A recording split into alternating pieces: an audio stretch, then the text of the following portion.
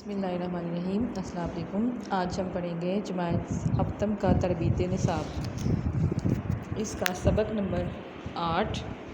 عنوان ہے قبلہ کی اہمیت و آداب۔ قبلہ کہتے ہیں خانہ کعبہ کو۔ قبلہ کی اہمیت: جب انسان کوئی کام کرے گا تو ظاہر ہے کہ اس کا منہ کسی نہ کسی سمت ہوگا۔ اگر نماز میں کسی خاص سمت کا تعین نہ ہوتا اور یہ عام اجازت دے دی جاتی کہ جس کا جدھر جی چاہے رخ کر کے نماز ادا کرے تو جماعت کا شیرازہ بکھر جاتا اور نمازیوں کی یکسوئی متاثر ہوتی، اور ایک ہی مسجد میں کسی کا رخ مغرب کی طرف ہوتا اور کسی کا مشرق کی طرف ہوتا۔ اس لیے نماز میں قبلہ کی طرف رخ کرنا اسلام نے ضروری قرار دیا ہے۔ حضور صلی اللہ علیہ وسلم جب تک مکہ میں رہے خانہ کعبہ کی طرف اس طرح منہ کر کے کھڑے ہوتے تھے کہ کعبہ اور بیت المقدس دونوں سامنے ہوتے تھے، لیکن جب مسلمان مدینہ منورہ ہجرت کر کے پہنچے تو یہ صورت ممکن نہ تھی، کیونکہ بیت المقدس مدینہ سے شمال اور خانہ کعبہ جنوب کی طرف واقع تھا۔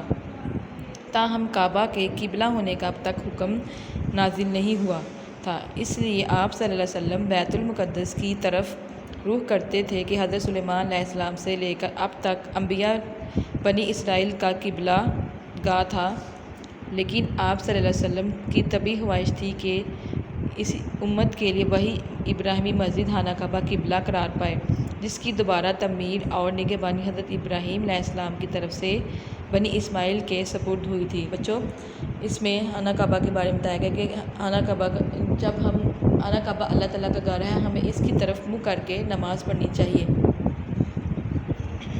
اور اس کو حضرت ابراہیم اور ان کے بیٹے حضرت اسماعیل علیہ السلام نے مل کر تعمیر کیا تھا۔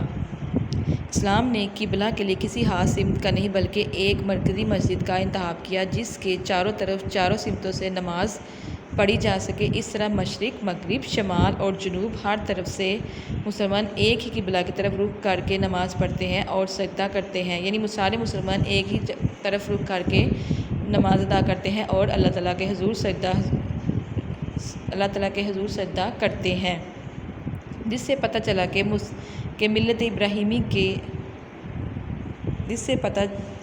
مسلمان اس طرف رخ کر کے ایک اللہ کو سجدہ کرتے ہیں، کسی عمارت اور پتھر کو سجدہ نہیں کرتے۔ ملت ابراہیمی نے تمام صورتوں کو چھوڑ کر مسجد کو اپنا قبلہ بنایا تاکہ شرک کے ہر قسم کے شائبہ سے ان کی نمازیں محفوظ رہیں، یعنی سب کو ایک ہی طرف رخ کر کے نماز پڑھنے کا حکم دیا تاکہ کوئی بھی شرک نہ کر سکے اور سب کی نمازیں محفوظ رہیں۔